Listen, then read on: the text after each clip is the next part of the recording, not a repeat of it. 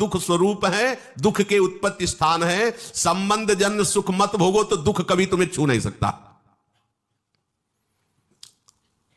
अभी कल हमको किसी ने बताया था, तो बोले वो नौकरी करते थे प्लास्टिक फैक्ट्री में, और वो पाइप फट गया, पूरा प्लास्टिक जो द्रवित प्लास्टिक के ऊपर, बोले जिंदा जल गया। वो चिंतन तो हुआ ना। तो अब जैसे अपने लोग दूसरे जीवों को जला के खा रहे ना, ऐसे पैर बांध दिए उनको भूंज रहे हैं, तुम्हारे पैर भी नहीं बांधे जाएंगे, जिंदा भूंज जाओगे।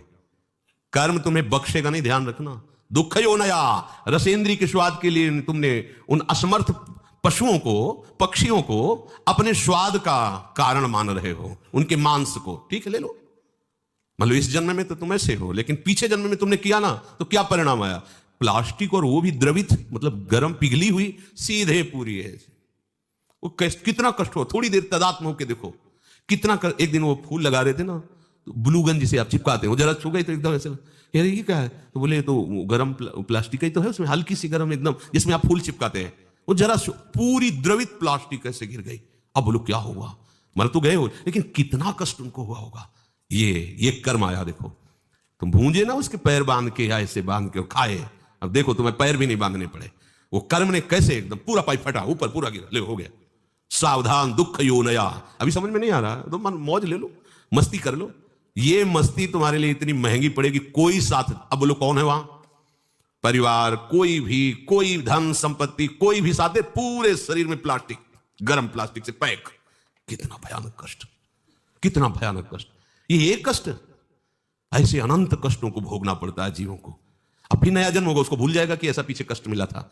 जैसे अपने लोग मां के गर्भ से निकले तो कितना भयानक कष्ट, लेकिन याद है क्या? सब लोग वहीं से निकले, कोई नहीं याद। भगवान याद दिला रहे, दुख यो नया।